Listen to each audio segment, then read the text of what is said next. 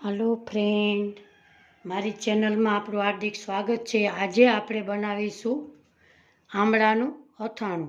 नाना मोटा बाळको आपणे आमळानो उपयोग करता नथी, पण एनुं अथाणुं आपणे करीए तो नाना मोटा बाळको बधाय खाई शके छे। आ अत्यारे इजीली आमळा मार्केटमां मळी जाय छे। आ आथणुं आपणे ओम खावाथी आनी स्किन पण सारी रहे छे, एटले आपणे आनो उपयोग सारी रीते करवो जोईए।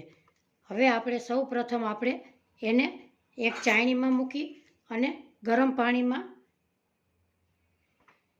बाफवा मूकशुं। एमां आपणे पाणी मूक्युं नीचे, माथे चाळणी मूकेली छे, एवी रीते आपणे आमां बाफवा मूकशुं। एने तमे 5 થી 7 મિનિટમાં તે આમળા થઈ જાય છે।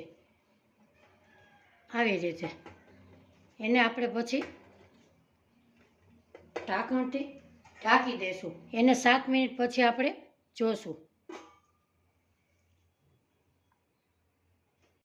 આપણે હવે ઢાંકણ ખોલીશું અને જોશું આપણા આમળા બફાઈ ગયા છે કે નહીં। આપણા આમળા સરસ બફાઈ ગયા છે। હવે એને આપણે 5 મિનિટ ઠરવા દેશું। હવે આપણા આમળા ઠરી ગયા છે, એને તમે ઇઝીલી આવી રીતે ખોલી શકો છો। જો કમળના ફૂલની જેમ સરસ મસ્ત બફાઈ ગયા છે। એને આપણે છૂટા પાડી લેશું। આવી રીતે એકદમ ચીરું છૂટી પડી જાય છે। આપણા આમળા સરસ બફાઈ ગયા છે। એકદમ વધારે બાફવાના નથી, નકર આપણી આ ચીરું છે એ છૂંદા જેવી લાગે છે।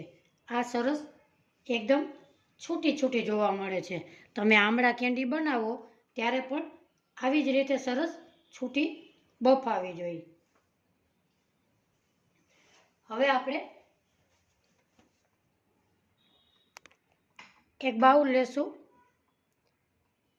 આપણે 300 ગ્રામ આમળા લીધા છે, તો એની સામે આપણે 300 ગ્રામ ખાંડ ઉમેરીશું। અહીંયા આપણે ગેસ ચાલુ કરશું અને 300 ગ્રામ ખાંડ ઉમેરીશું। એમાં આપણે થોડું પાણી ઉમેરીશું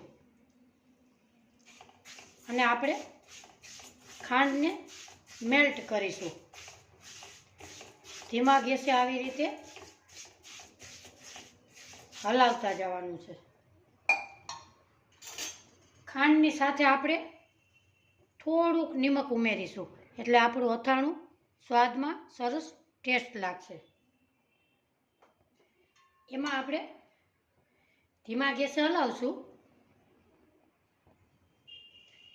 આપણે હવે આવી રીતે ખાંડ થોડીક ઓગળી ગઈ છે, એમાં આપણે આમળાના કટકા કરેલા છે એ ઉમેરીશું।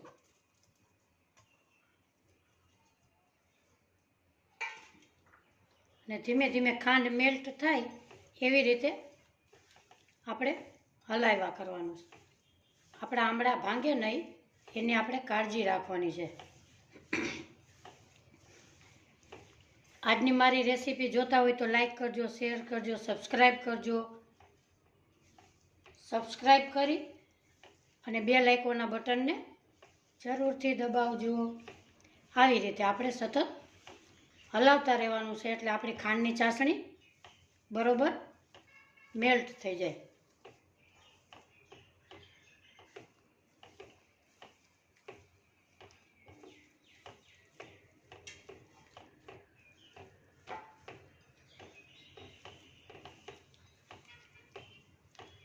આવી રીતે ધીમે ધીમે આપણે હલાવ્યા કરવાના છે, એટલે આપણો ચાસણીનો અને આમળાનો કલર ઓટોમેટિક બદલી જાય છે। આપણી ખાંડ મેલ્ટ થઈ ગઈ છે। હવે આપણે ધીમે ધીમે હલાવશું એટલે ચાસણી જેવી આપણી ખાંડ થઈ જાય।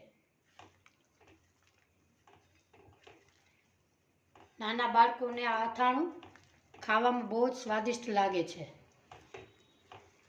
આવી રીતે આપણે ધીમા ગેસે હલાવ્યા કરવાનું છે. ધીમે ધીમે ખાંડમાં બબલ્સ થવા માંડ્યા છે. આમળાનો પણ કલર આપણો ચેન્જ થવા માંડ્યો છે. હવે એને આપણે 5 મિનિટ હજી ખાંડને ઉકળવા દેશું.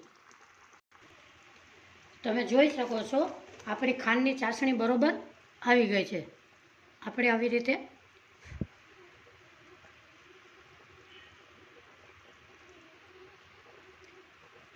આપણો તાર તૂટતો નથી. આપણી ચાસણી બરોબર આવી ગઈ છે. આપણે ગેસ બંધ કરીશું. આપણે હવે એક બાઉલમાં શેર કરીશું.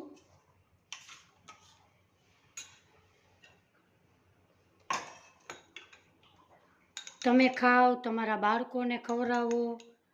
હવે આપણે એક બરણીમાં ઉમેરીશું. આનો તમે આખું વર્ષ સ્ટોર કરી શકો છો.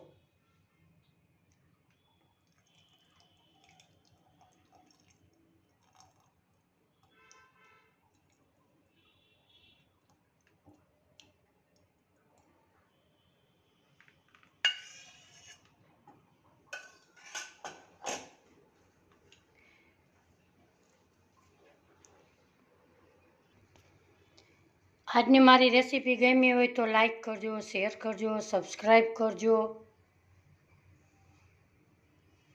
પ્લીઝ સબસ્ક્રાઈબ કરજો. બેલ આઇકોનના બટનને જરૂરથી દબાવજો. ફરી મળીશું નવા વિડીયોમાં. આવજો. બાય.